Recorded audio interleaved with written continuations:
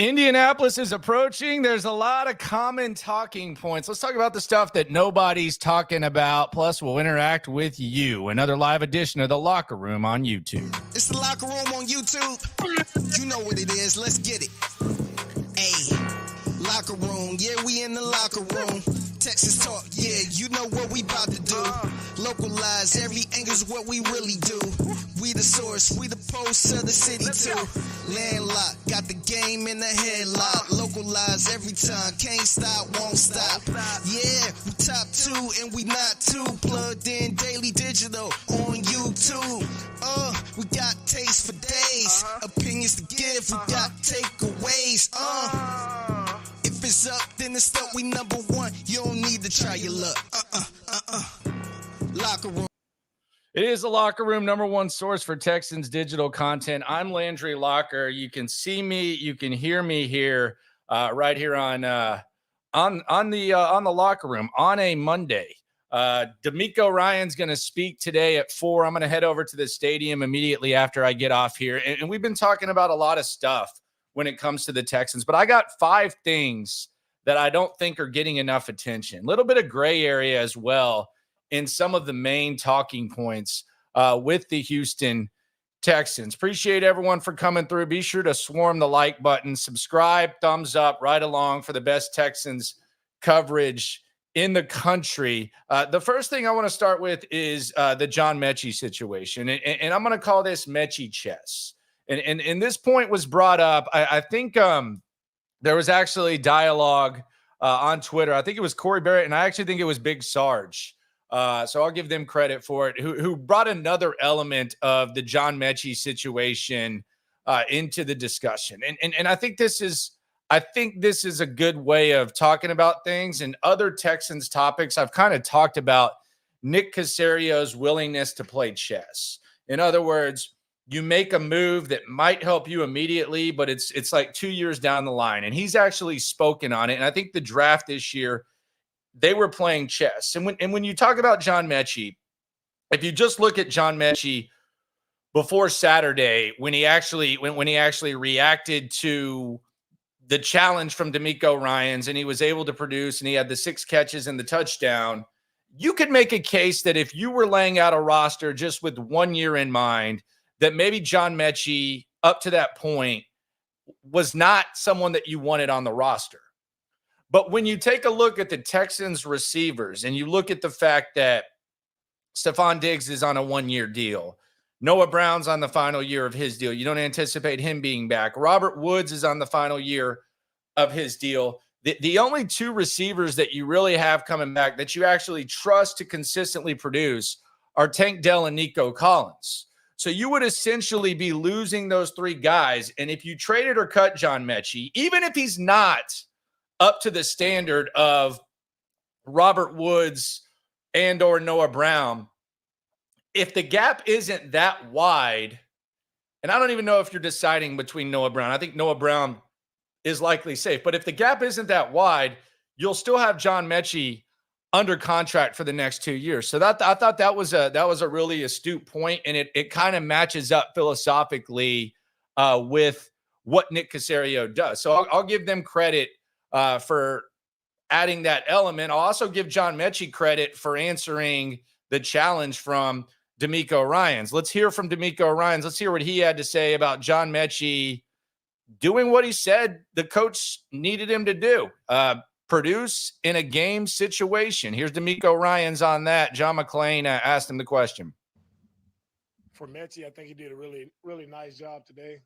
Just catching the football, making some big time plays for us, and it's exciting to see Metchie make those plays. I think nobody's more fired up than all of his teammates. You see the other receivers and to see their genuine excitement for him when he makes those plays, and just the entire team as a whole, is pulling for him to do well. And he did a really nice job today, and that's why I think you play the preseason games. That's why you have training camp practices, is to see guys continue to grow, get better, and shine when the opportunity comes. And Metchie had a really nice day today. He did.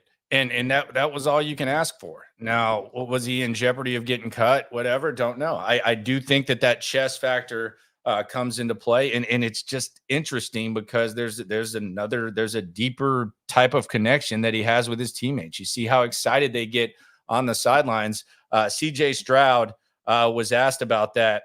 Here was what CJ Stroud had to say about John Metchie doing his thing, and John Metchie, all the talk really about John Metchie. Here was CJ Stroud talking about his buddy.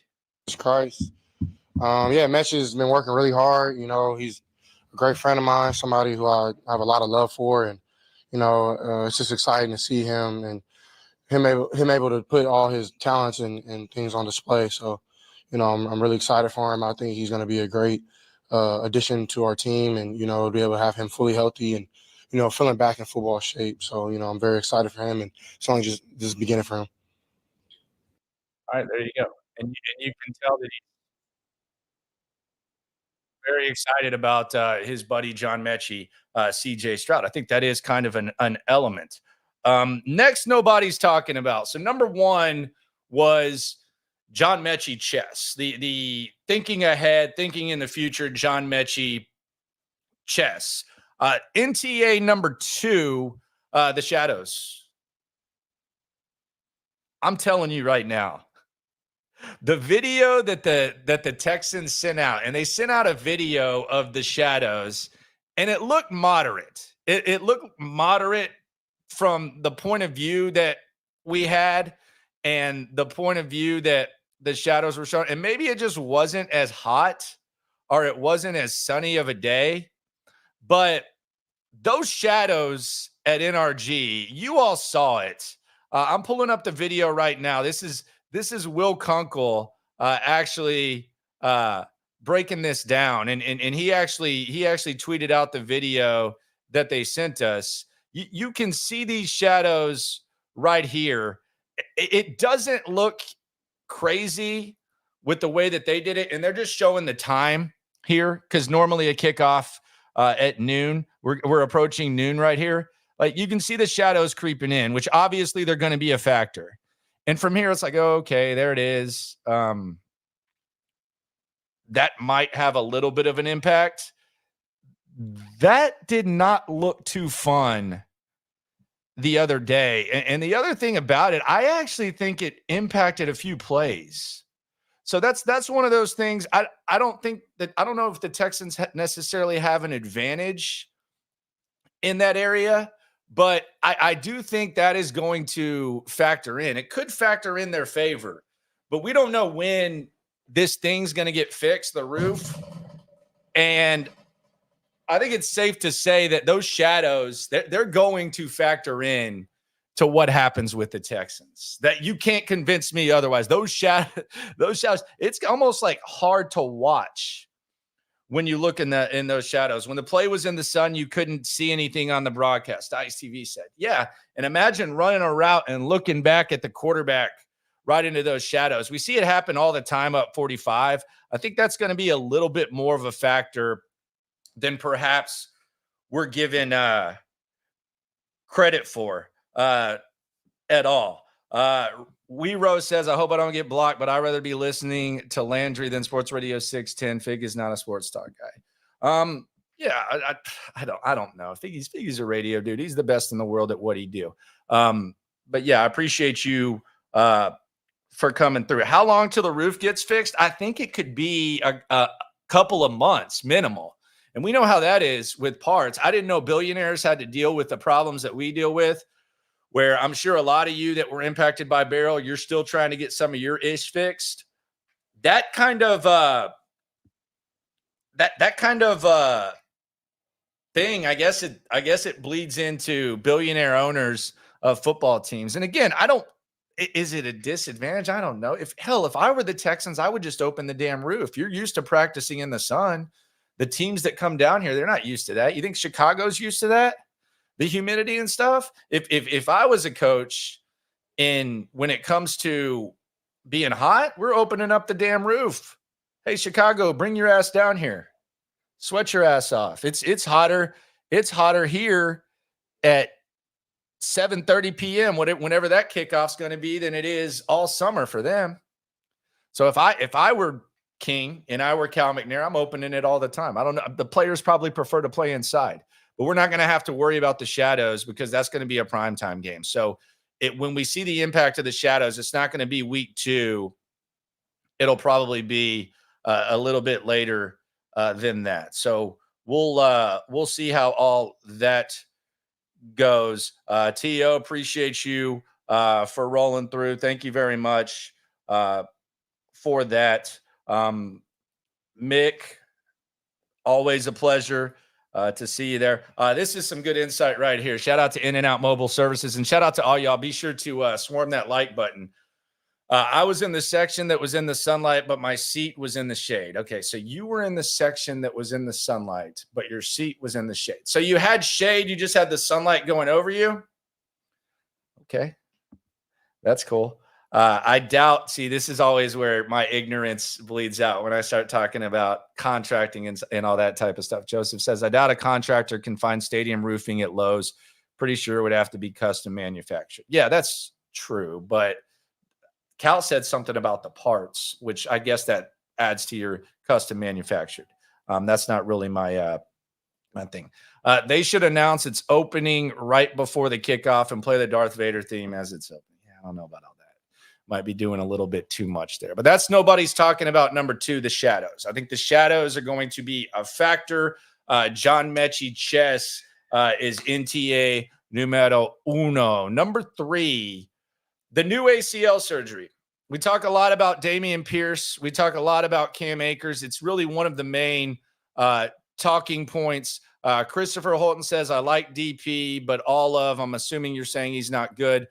Christopher says DP ain't good, but everyone else in our running back system is doing decent, but he has to go. We are at least trying to get to the conference championship game.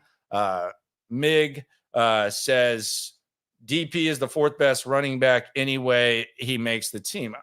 Look, I think Dameon Pierce is, if I had to bet right now, I would say he does not make this team. And it has to do with this nobody's talking about.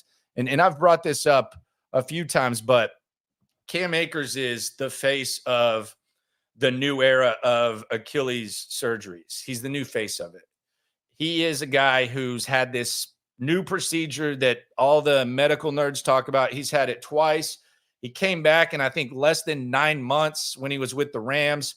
He tore it last year with the Vikings, the other one, and he's back. It's the new ACL. We saw Deshaun Watson tear both ACLs in about a 2 or 3 year stretch, kind of similar to Akers, and he was right back on the field and better than ever. I know y'all don't like me to bring up Deshaun, but I'm just using it as an example. Early in life, if you're a millennial, if you're in your 30s, ACL, end of the world. They had a new surgery, and it was looked at completely different. I think that's where we're headed with the Achilles, and I think Cam Akers is kind of the face of that. And we see him right now. He's by far more productive than Dameon Pierce. And I don't know if it's a confidence thing or not. I keep hearing, it's confidence and, Dameon Pierce and vision and all that.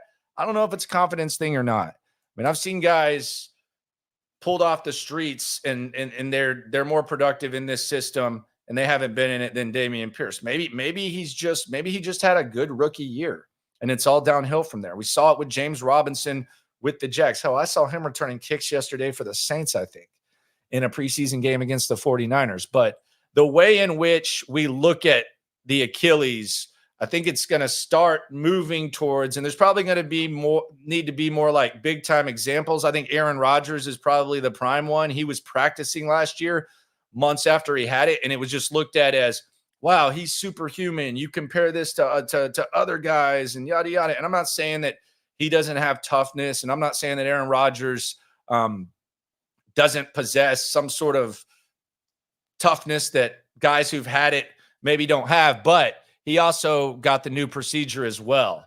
So it's just kind of a new thing. It's the new ACL. So we'll see. Ronald said DP needs to get back to his rookie weight. I still don't know why he cut weight year 2. He was out of shape, man. I mean, he was out of shape last year. I don't know if it's a size thing though. Like it's not like he's getting taken down by arm tackles. That Seth Payne brought up that the blocking hasn't been good. but the running hasn't been good. I don't like, there's a lot of times where you'll see guys and you'll be like, okay, he's getting pushed around a lot more now that he's cut weight. I don't see that being the case with Dameon Pierce. I don't think it's necessarily a body thing at all. So yeah, that's it. It's a new era with the Achilles surgery. Next one. This is I think this one matters as much as anything. And I got the stat from Texans Cap. Last year, DeMeco Ryans in challenges. Do you remember how many times DeMeco Ryans challenged a call last season? 3 times. He had 3 challenges and he won twice. So 66%. That's pretty good. There are some coaches who lose every challenge. Now, DeMeco doesn't get all the credit for this. He's the one that has to throw the flag. So he's the one that kind of has to, quote, pull the trigger. But there's a whole process. I don't know what their process is. I don't know who's watching. Maybe it's someone upstairs. Maybe it's some other coaches. Maybe they're looking up on the video board. A lot of times at home, they show the replay so that you can look up and see it. On the road, they're not going to show it because they don't want the coach to see it. But DeMeco Ryans in preseason, he has been 2 for 2, which brings his total to 4 out of 5. 80% of the time when he throws the red flag, the call gets reversed. And I've seen this a lot. Grant Cohn, who covers the 49ers, he tweeted this after Kyle Shanahan challenged a preseason call. He said challenging a call in a preseason game is the biggest waste of time. And I had this conversation with some people in the press box as well. And I couldn't disagree more. I couldn't disagree more because it's first of all, it's the exact same thing. The exact same thing is going on. You can say that the players might not be there, but the whole process, and it's a lot more difficult of a process than you or me or someone in the stands might think. We're sitting on our couch, we're drinking beer, we're watching the game, we're chatting with our buddies. We're watching it up close. We have a better view than the coach because of how good the TV looks and all of the technology and all that. The coach is calling the defense. He's thinking about if he wants to put this guy in. He's thinking about clock management. You can't duplicate that in practice. You can't duplicate that rep in practice. So if DeMeco Ryans is able to, in an in-game situation, get that rep, I don't think that's a rep that can be duplicated. And I think it's extremely encouraging that the one that he made, the challenge that he made against the Giants, actually iced the game. Like that was a wrap. And in a real situation where the margin for error is so small, like last year, if the Texans lose one extra game, they're not even in the playoffs. If you're on top of things to that point to where you can ice a game with that process, then it's huge. And it's not like a running back running behind the offensive line in practice versus in the game. You can duplicate that rep. You can duplicate 2-minute drill. You can't duplicate that. And if you can, tell me how, because it's very, very difficult to do. It is the Locker Room, #1 source for Texans digital content. Be sure to swarm the like button, subscribe, thumbs up, right along. Best Texans coverage in the country. I appreciate everyone for coming through. We're bringing up Laremy Tunsil. Here we go. Last year, Tunsil had an issue with jumping off sides. Since he hasn't practiced all this season, do you think we will see him having this issue this year? We're really relying on him this year. I mean, I think false starts are probably part of the Laremy Tunsil package. And there's a lot of guys that are elite athletes that maybe everything's not perfect. Maybe it's something they possess. But if it happens, I don't think it's because Laremy Tunsil didn't practice or play in the preseason. And he's been practicing lately. So, yeah, I think we're going to get some false starts from Laremy Tunsil. I think it comes with the territory. It was funny that we got a Blake Fisher false start to start the game the other day. But yeah, I do anticipate that happening for sure. But I don't think it's going to be because he didn't practice. JV says disagree because the exact situation can come up in a real game. Need to see if it will hold up. What are you disagreeing with? I'm talking about the actual practice. Are we just disagreeing to disagree? Explain that to me. I'm saying that you can't duplicate that experience. Like there's a lot of things you can practice. Like an NBA player can go in the gym and he can shoot free throws. Now, it's obviously more intense when you're shooting free throws in a game because it's louder, the crowd's louder, all that. But you can do the exact same thing. You can shoot free throws. A head coach at practice, at an NFL practice, cannot just sit on the sidelines and duplicate seeing in a matter of, I don't know, how long do you have? You have like 40 seconds, maybe at most, to react, throw the challenge flag, have whoever needs to look at it tell you. When you're running a practice, you're looking at all types of different things. I didn't say it assures that DeMeco Ryans is going to be good at it, but yeah, I don't even know what you're disagreeing with, JV. I have no idea what you're saying. What's up with Desmond King? I saw him getting reps with the threes. I have no idea. People ask me, is Desmond King going to be on this team? Is Desmond King going to be on this team? I thought if you would ask me that last year, I would have said probably so. So I don't know what's up with Desmond King. I know he was one of the top kick returners. Maybe the Jalen Petrie playing more nickel and basically being an extra linebacker, which we'll get to in a second. We'll also hear from Jalen Petrie with the great Drew Doherty. Maybe that kind of impacts Desmond King. But you're asking me what's up with Des King? I have no idea. Because they showed last year that they were willing to release him. Maybe they will be again.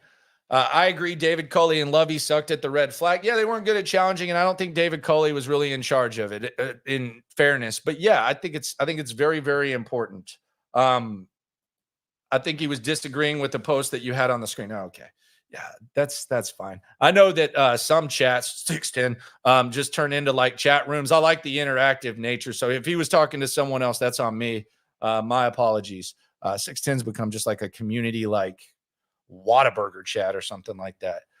Is Hutch making the team? Wide receiver group is stacked. I don't know. I mean, I think Metchie's in now. He did what DeMeco Ryans asked him to do. He rose to the occasion. CJ Stroud kind of seems like he doesn't want John Metchie gone. The teammates gravitate towards him. Sports are a fluid situation. Did John Metchie need that game on Saturday to make the team? I think you can make a case that perhaps. I mean, maybe they would have looked past it and kept him on. And that was another thing that we were talking about. Are the intangibles and the potential and the hidden stuff, is that enough for the Texans to keep him around? I think that's possible. But I think right now he's on. I don't know what they think about Hutch. The Robert Woods situation is interesting. We've seen him make plays at times. So we need to keep an eye on that. I think we need to keep King for depth in nobody's opinion. Yeah, the corner depth could be a little bit of an issue. That's something to look at. The way players talk about Metch on the podium, it's like they know he is at risk of being cut or traded. Maybe it's also that they don't believe that it's going to happen. I think it's kind of different. JV, my apologies. I get lost sometimes when that's going on. So shout out to my man, JV. Happy birthday, by the way, Avenue Central. Said he's listening on his birthday. Appreciate you for coming through. Happy birthday to you, however you want to celebrate. Why doesn't someone ask DP his opinion? He's spoken multiple times. Damian Pierce has spoken on the new system. He said that last year made him better. He's spoken. The other day, I think he was gone when the locker room was open. They opened the locker room. He was gone. And I'm not saying that that's bad or anything. I went to the DeMeco press conference. I walked through. He was gone. He probably showered up. He was done early. So probably a little bit easier to shower, probably a little less tired. So that happened. Ronald, I think this is a good point. I actually thought about this today. I'm in the minority, Ronald says, but I don't think Noah Brown is a lock to make the team. You could be right. And quite frankly, I was a little bit surprised that Noah was brought back. Just a little bit surprised. The 1-year deal, I don't have any issue with it. The thing with Noah Brown is he has shown that whether it's off script, whether it's when he needs to fill in, he's capable of at certain times filling in and playing really, really well for you. He's capable. Problem is he can't stay healthy. So how much can you really depend on him? Now, I would think that if he's good to go, they would like to bring Noah back, but a lock to make the team. Like if you told me that we're live and we're reacting to the Texans cuts in the 53-man roster, and you told me that Noah Brown got cut, like, am I shocked? No, I probably honestly would have been more with how much depth they have at receiver. I would have been more shocked by Desmond King last year. And here's the other thing, and this is kind of how we started this thing. And be sure to swarm the like button. Appreciate everyone for coming through. Swarm that like button. You ain't never hate. Swarm. The other thing about this, as you bring that up, is that, and you say Sterner says he's locked into that 4th spot. I don't think that's crazy. I mean, I don't think that's a crazy opinion by Clint Sterner. I mean, but would it shock me? No. I think we probably would have said that Des King was locked. But if they're watching Xavier Hutchinson right now, and if I started this thing out and I acknowledge that maybe they're playing some chess with Metchie where they got him under contract for 2 more years, and Brown, Woods, and others are on the final year of their deal. What if they think Hutch can develop into what Brown is, and he's continuing to get better, and you have him 2 more years after this year? There's probably another element of that. Now, on one hand, is the drop off too much to where in a season in which you have high expectations and you're probably going to be very dependent on the pass game, in a season in which you have those types of expectations, is the drop off too much to where you're kind of leaving some meat on the bone when it comes to the actual performance on Sunday? That's really a question that they'll have to figure out. But you feel good about wide receiver. It's going to be an interesting thing. I could see it going either way. I don't think that's a crazy opinion by Clint Sterner, just based on what we've seen from Noah, how we've seen CJ and Noah click in some really, really big situations, and just how much they like Noah Brown. So we'll see. If he goes on the PUP list, that's going to be a damn shame, especially coming off how long he was hurt last year. Mighty says, I can't wait to see Joseph Mixon in this system. Well, you've seen him in the system. You mean on this squad? Because you've seen him. You've seen him in this system. You've seen it for a while. You've seen it for a few years now, and it's pretty damn good for sure. So we'll see. Does Noah start the season on PUP? Don't know. I mean, that would be discouraging. Coming off being injured, and then all of a sudden you're on PUP. Hutch got too much potential, very aggressive, just needs to improve route running and separation. And look, I think here's the thing about Xavier Hutchinson that I think we need to acknowledge. And this is, and I'm a guy who watched a lot of Big 12 football, and I enjoyed watching Xavier Hutchinson play Big 12 football. By the way, along those lines, Breece Hall, I think, was on the pivot. Him and Brock Purdy were roommates for 2.5 years at Iowa State. That's crazy. And I used to get ticked off when Iowa State would rough up my horns, but maybe I shouldn't be so upset about that. But Xavier Hutchinson from last year to this year, there's been light years of improvement. So if that trend and that path continues, then they've got to look at this and say, okay, this guy's getting better and better.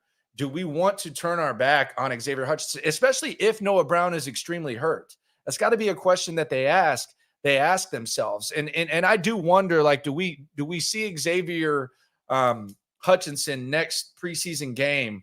Do we see a situation where, much like I said, they should handle Metchie like the Bears handle Colin Johnson in the Hall of Fame game, where it was basically, hey, we're going to you no matter what?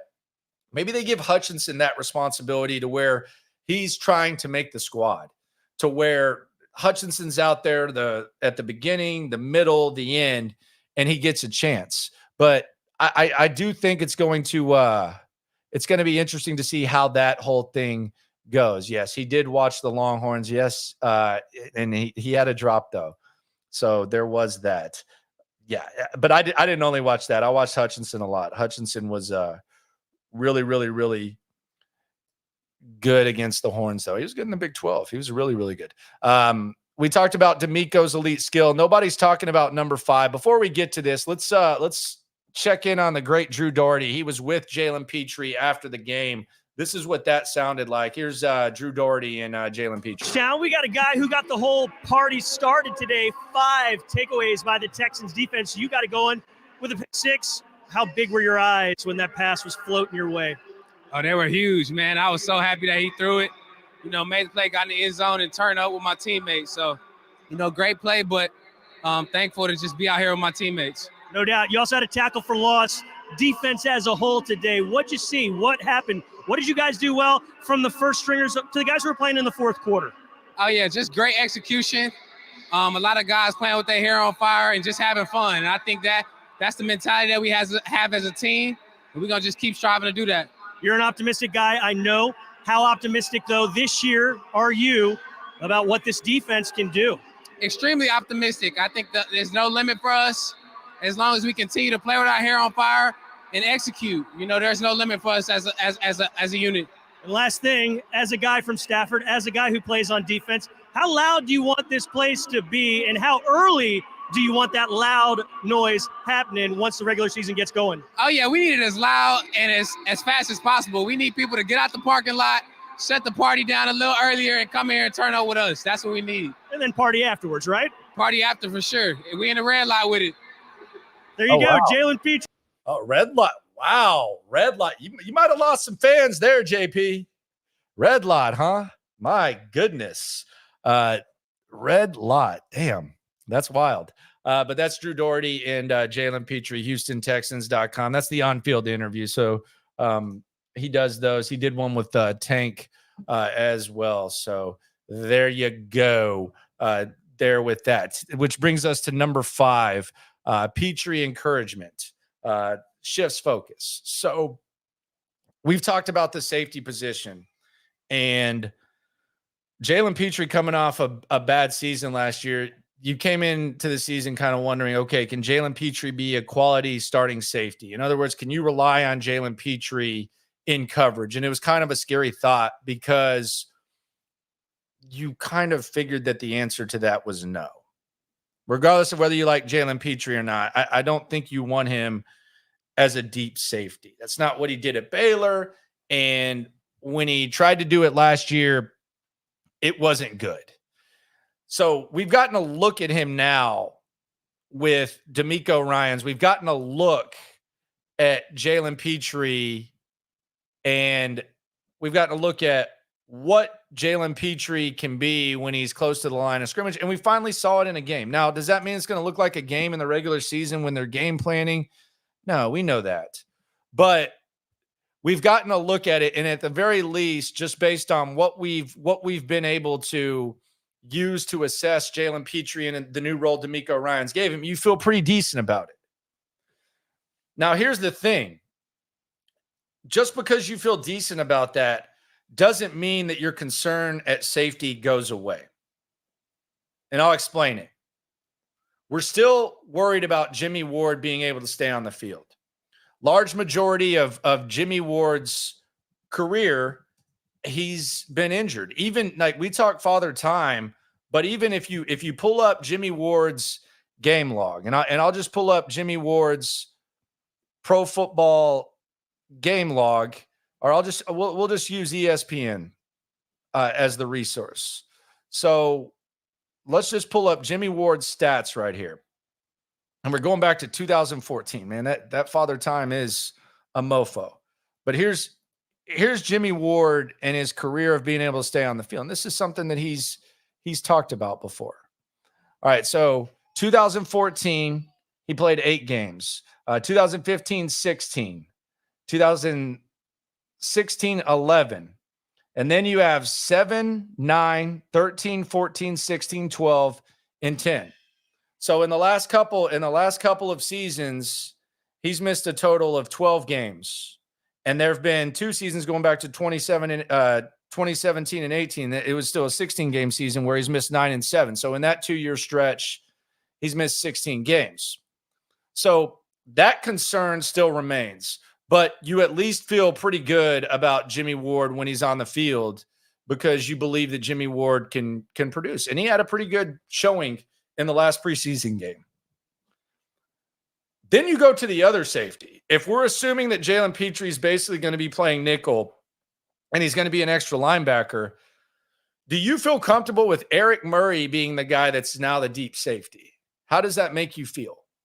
I don't think you should be overly confident in it. I like Eric Murray. I think Eric Murray is an excellent backup safety, but does that really, when I tell you Eric Murray instead of Jalen Pitre, maybe you're a little bit more confident in coverage. He's got the experience at corner, but I don't feel that great about that. I don't feel that great about that whole thing at all. Yeah, Jalen Pitre, no blue lot. I know. And then you got the yellow lot, all that. Put me on, y'all. What's the issue with the red lot? People are just loyal to their lots. People are just loyal to their hoods and where they tailgate. It's not anything crazy. Now, Bullock comes up. If you spell him with Bullock, I'm good with it because towards the end of the season, Bullock should be a lock. That's possible. That's possible, but safety's a hard position, man. And these good offensive coordinators, and the Texans are playing some really effing good offensive coordinators. They'll find you.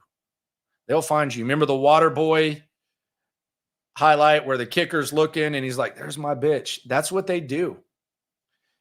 And whether you're a young safety, you're going to struggle. They're going to find you. So, yeah, I like Bullock as deep safety, but there's going to be some growing pains. This time next year, hopefully we're talking about Bullock and we're talking about, man, they're in good shape with Bullock. You got to feel excellent about what you're going to get with Bullock. But I do think in this moment, the safety position, although you feel good about perhaps a revival of Jalen Pitre in a different role, you still got to be a little bit concerned about the safety. You don't got to be. You can be whatever the hell you want to be. Not in like the school way where you're a kid and teachers lie to you and say, hey, you can be anything when you grow up. That's a lie. That's a lie. Just like green eggs and ham. Green eggs and ham is a lie. You don't have to try something to know whether you're going to like it. So those are two lies that they say. But yeah, we'll see what happens, and you can have any opinion that you want. Is basically what I'm saying there. Texans PFF grades. It's that time of the year, baby. PFF grades, one of the most polarizing, divisive things during the most magical time of the year, known as football season. The Texans PFF grades. Let's look at them. So Derek Stingley was the highest graded. That seems to be a trend whenever he's on the field. That doesn't that seem to be the case? Like going back to every game at the end of last season for like a 2-month stretch, didn't it just kind of feel like Derek Stingley was right there at the top? And it wasn't one of those things where you go, oh, I'm going to look at the oh, wow, how did Stingley get up there? Like you knew it. Like you watched the game. You could watch the game. You could drink 10 beers, do whatever the hell else you do. And you knew Derek Stingley belonged up there. And he remains up there in his half of action, however long it was. Neville Hewitt, 94.2. Cal McNair once called him a tackling machine. They love him on special teams. He forced the fumble at the end. I like Neville Hewitt as kind of a thumper on the squad. I think they like him a lot on special teams. So Neville Hewitt, 94.2. Then we have Pitre. I mean, you get a pick six, you get a TFL, you get a near TFL where the right tackle is basically doing you doggy, and the referee doesn't call the flag, throw the flag. You're gonna do pretty well for yourself in short work. And then John Metchie with the 89.5, 6 catches and a tutty will do that for you. And then we have Lonnie Johnson at 86.1. He had the strip at the end that DeMeco Ryans got really, really excited about. So those are the PFF grades. We'll react to those throughout the course of the season. I do think PFF is a good resource. I don't think it's like the end-all, be-all. I do think there's a gray area with it, but we'll react to that through the course of the season. Someone says PFF hates CJ. I haven't even noticed. I never even look at the quarterback's grade on PFF. I'm sure it comes through. I think we watch CJ and you can tell when he's playing really, really well. So I don't know whether they hate him or not. The PFF quarterback thing, like from following it, it's a little bit weird, to be honest, the PFF thing. What do you think is going to be Lonnie Johnson's role on the team? Not hearing too much of him. I don't know if he's going to have a role. I mean, it's going to be tough for him to make the squad. Maybe he makes the squad. If he does, I think you see him as a reserve safety and you see him as a special teamer. I haven't really dug into how good he's looking on special teams. He's definitely in the drills. DeMeco seems to get excited about him. I think it would be cool for Lonnie Johnson, who probably wasn't as mature as he'd like to have been when he first got here, to kind of revive his career here and do his thing. Not really revive, but keep his career going. He's kind of one of those guys that's on the year-to-year type of plan. And he's talked openly about, maturation and stuff like that. But I don't know if he's going to have a role. If he does, it's going to be reserve safety, special teams. Avenue Central, birthday guy or girl, don't know. Whatever you are, shout out to you.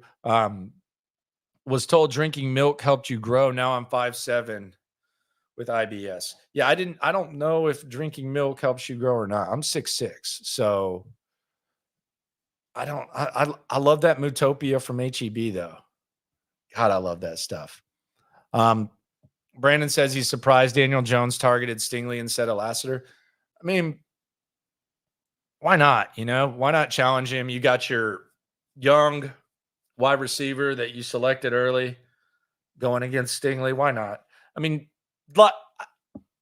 in preseason, it's hard to talk strategic stuff, and it's hard to talk about, why did they do this instead of this? Like I said, I thought that the DeMeco Ryans getting the extra rep, the challenge rep, I think that's valuable.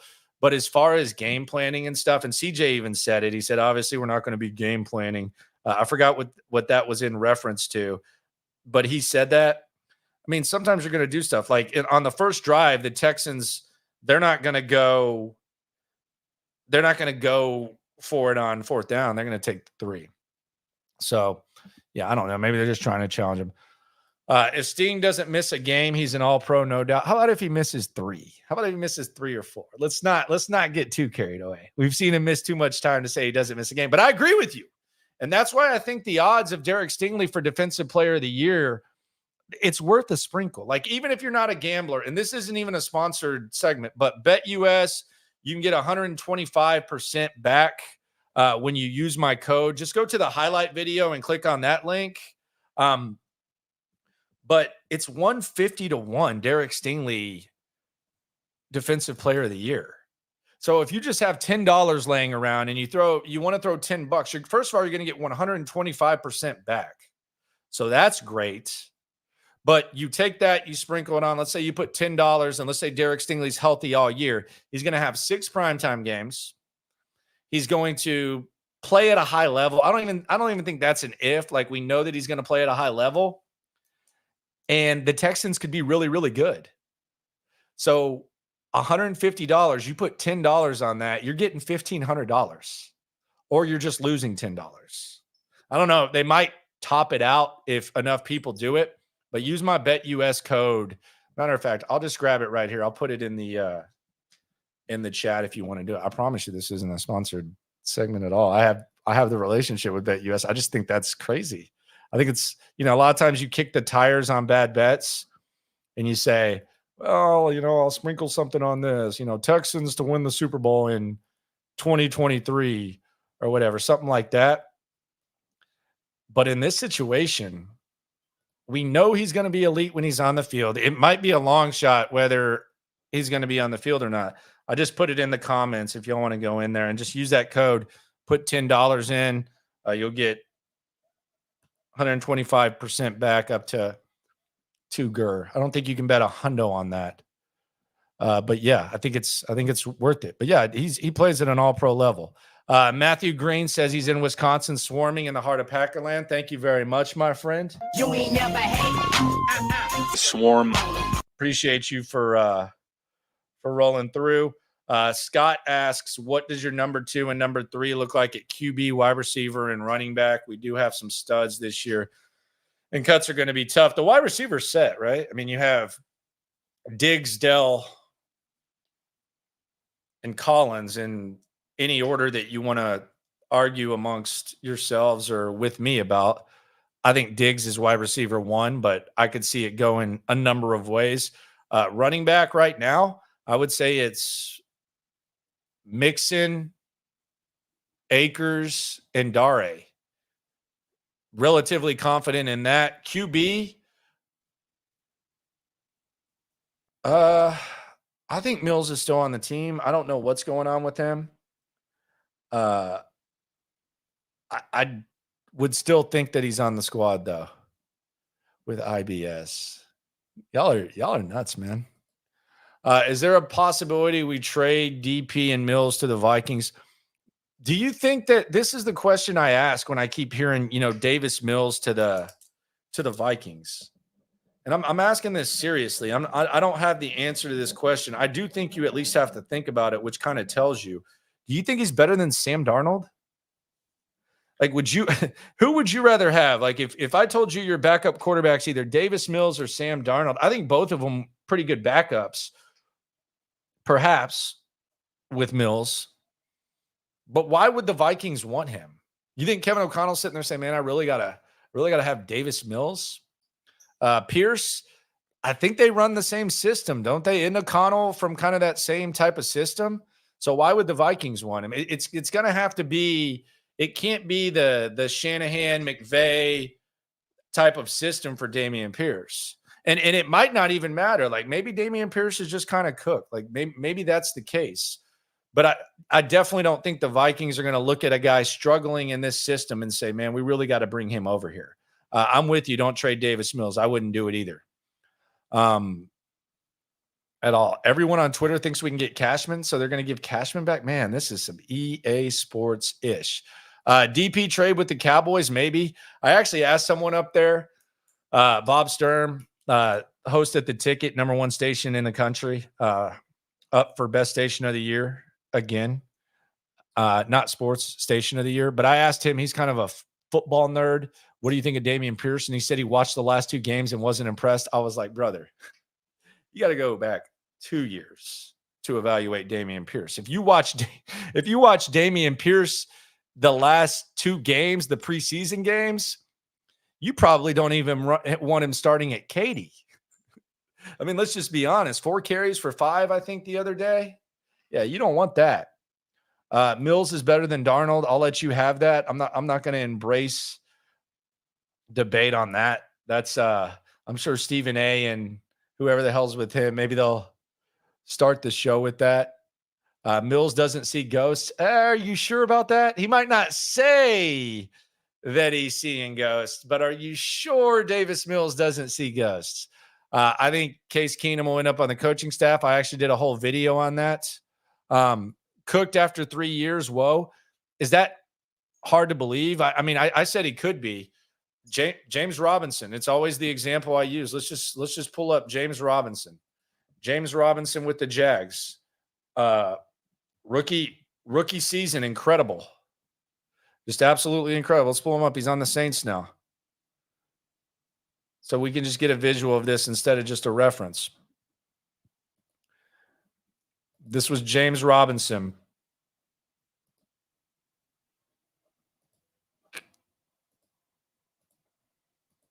So in year 1, he had 1,070 yards. That was kind of what Pierce was on pace for. 767.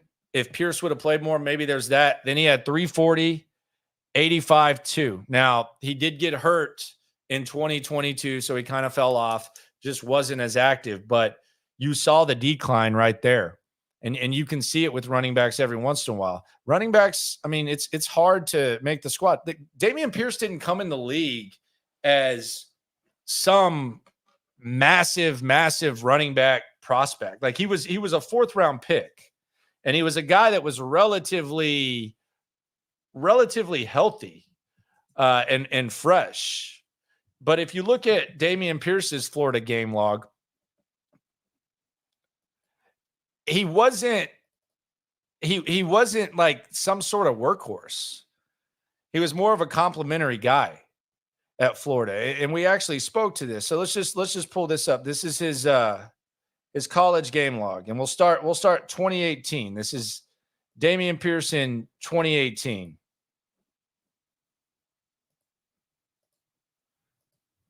So in 2018, Dameon Pierce, just look at the carries. We got 9, 5, 7, 4, 10. That's one double-digit carry game. 3, 4, 5, 13, 5. That's two double-digit carry games. Now let's go to 2019. 2019. 3 carries, 5 carries, 2 carries, 11 carries. That's 3, 6, 1, 7, 3, 2, 3, 5, and then 6. Now let's go to 2020. And that was the COVID year. In 2020, and we have 3 double-digit carries so far. 9, 9, 7, 9, 15, 12, 11. So we have 6 double-digit carry games, and then we'll count the bowl game at 11. That's 7. Now we go to 2021. He had 2 double-digit carry games all year. So it's not like Dameon Pierce was some sort of workhorse back when they drafted him. He's always been kind of a complimentary guy.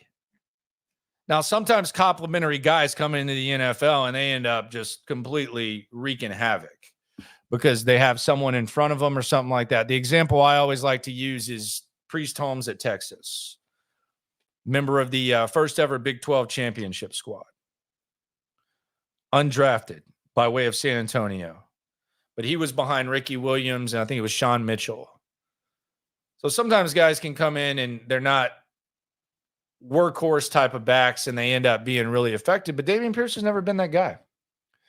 He was good his rookie year. He was on a very bad football team. Very, very bad football team. If a team throws a 3rd-round pick, do we trade Mills? Perhaps. I don't think any team in their right mind is going to do that. Think they trust Lassiter enough to not move Stingley shadow wide receiver once. I think Stingley, if the situation calls for it, DeMeco Ryans last year early in the season, he said, that's not what we do. When asked about Stingley following around Amari Cooper when he roasted the Texans in the first matchup. But then in the second matchup, I'll be damn, open-minded DeMeco Ryans. He had Derek Stingley out there shadowing around Amari Cooper. So they're open to it. Whatever the situation calls for, they'll be able to figure that out. DP is this generation Steve Slayton. Steve Slayton was a fool with it, though, in college. I will say that. Black Matt says Metchie played like his life depended on it. Let's go. Correct, he did. And he answered the challenge from his coach. So you got to think that Metchie right now, he's on the team. Would it have mattered? Maybe, maybe not. But he answered the call. So that's all you can say. It's a fluid process. He answered the call. He's available. And teammates seemed to love it. He seemed to love it. He seemed to have the confidence. So it would be interesting. Like, what would their outlook be had he gone out there and not had a catch? I'm sure that they have like some sort of gray area. That's where the coaches always say, let me watch the tape. But he went out there and raked. Some more comments from the people. Folks, be sure to subscribe, like right along, thumbs up, please swarm the like button. It's much appreciated. You ain't never hate. Swarm. We're 245 deep on a little noon on the cuff. And in season, we'll have the lives right after practice. We'll have the lives, the night stream, and hopefully some other stuff going on as well. Rolando Rodriguez, didn't hear much about Lassiter versus the Giants. Probably a good thing. He's looking to, he looks the part, man. And I also like how he's kind of out there, no nonsense. He doesn't have the gloves on. He just kind of looks like that hardo among a spatted up team. But yeah, he most definitely looks the part of a CB2. JV, appreciate the content. Appreciate you, my friend. Noah stepped up when we were down, guys. I'm keeping him. I wouldn't be surprised if that's the case. Dameon Pierce, I think, would do better elsewhere in a different system. That's a spot you think they might look for free agents after cuts. Look, if a team needs a running back, it could be one of those. We could be in like pick swap territory for Dameon Pierce, like a pick swap type of thing.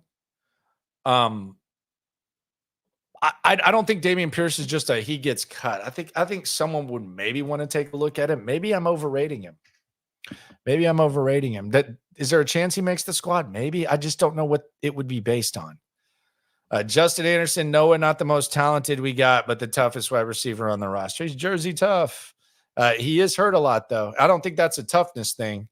Ronald says, don't see why 16 can't play video clips on the stream because it's a radio station. Like they have a board running and then there's just a camera on.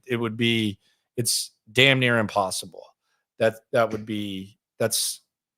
hard to do. Very, very hard to do. What do you think about the new kickoff after seeing, shout out to Laura. What do you think about the new kickoff after seeing a few more over the last few weeks? Man, there's not much to it. It's exciting. I'm still gravitated towards it. Like normally when I would be going to the restroom or running to the fridge real quick, I find myself kind of adjusting my fridge brakes or press box brakes, but there really hasn't been a lot of excitement. And I do wonder if there's going to be new elements to it. I wonder if maybe eventually it's just going to get boring. Like a lot of people consider the old kickoff, but it's not as wild. What is it that they're calling it? They're calling it like the spectacular kickoff or whatever. Hasn't been very, very spectacular. So I think it's cool. But I don't watch it. TC, appreciate you. Thank you very much for rolling through on the channel. We got this covered, man. There ain't no off days.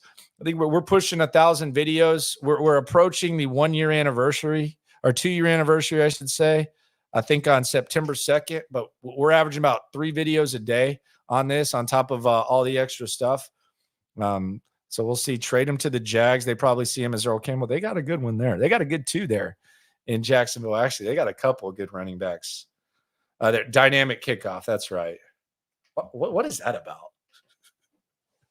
What does the NFL just send like these talking points? It's the dynamic kickoff. Are we going to be calling it the dynamic kickoff in 15 years?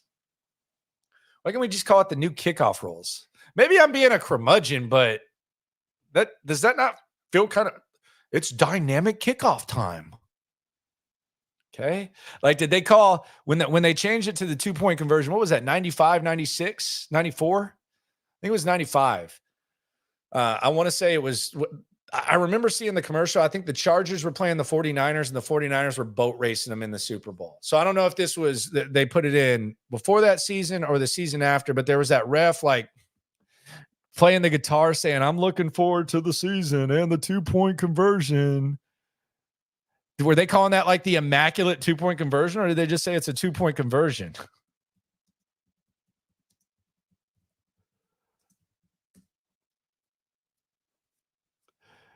I just remember. Does anyone else remember that commercial?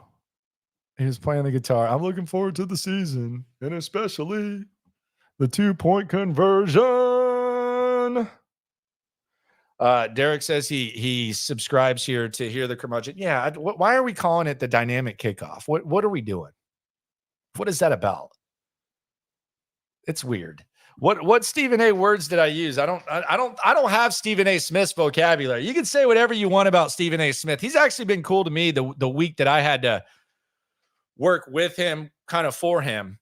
He was cool to me. He was a ladies' man, that's for damn sure. But what words am I using with Stephen A? Atrocity, crazy, man. I'm not being a hardo. It's dumb. Dynamic kickoff. How about new kickoff? Here's the kickoff. They're kicking off. Dynamic. Really, is this going for 5 or 15 years? I think it's a fair question. Akers is showing that vision and cutback ability. Should be enough to earn Pierce's spot on this team. Yes, I agree with you. I think that's one of the main talking points is Akers. The face. We need to find a nickname for Akers, like for being the face of the new way in which we revolutionize the Achilles. By the way, I heard a nickname for Tommy Townsend. Drew Doherty said this. I think it was like Tommy Lightning or Tommy Rockets. We got to cut that one. I love Drew Doherty. And I like Tommy Townsend. We got to cut that one. What's your confidence level in Mixon? I feel less worried about the run game when I remember he's on the team. I feel confident enough in him. It's when I yell at the camera, Stephen A. Like, yeah, I mean, certain things just kind of irk me. Dynamic kickoff, just one of those small things. Practice squad, British Brooks, for sure. For sure. I'm taking Akers and Mixon over DP and Singletary every day of the week. I think that would be a smart thing to do. Yeah, that nickname's terrible. Tommy Rockets? Come on, dude. And it's more like a hanging thing. Does he even need a nickname? I'm going to go from getting upset about dynamic kickoff to nicknames. Not big on that. So the Texans are having at 2:30, they have some, I guess there's new foods at the stadium. And I guess a lot of people are going to try them. I'm trying to lay off that. Actually trying not to drink for a while. Just something new during the season. New role, new thing, new opportunities, little cleanse. Man, that might mean I might have to grub. And then I think DeMeco is going to speak at 4, so I'll be there. Don't know what direction we're going to go with the questions, but we will see how it goes. Appreciate y'all for rolling through. This was kind of an impromptu 12:30-ish. I think we got up to the 240s during the chat, and that's fun. And guess what? Business is about to pick up. We're about to go through the, quote, downtime. Until Indianapolis, we're less than 3 weeks from that. Brevin Jordan says he's pumped for it. I'm pumped for it. You're pumped for it. I think the line right now is about 1.5. So it's going to be a really, really fun time. And no matter what happens, no matter what the line is, when it comes to this Texan stuff, we're all in it together. Be sure to thumbs up. Be sure to swarm. You ain't never hate. Swarm. The like button. And always remember, when it comes to this Texan stuff, we're all in it together. Thank y'all so much for coming through the locker room. We in the locker room. Texas talk, yeah, you know what we about to do. Localize, every angle's what we really do. We the source, we the pulse of the city too.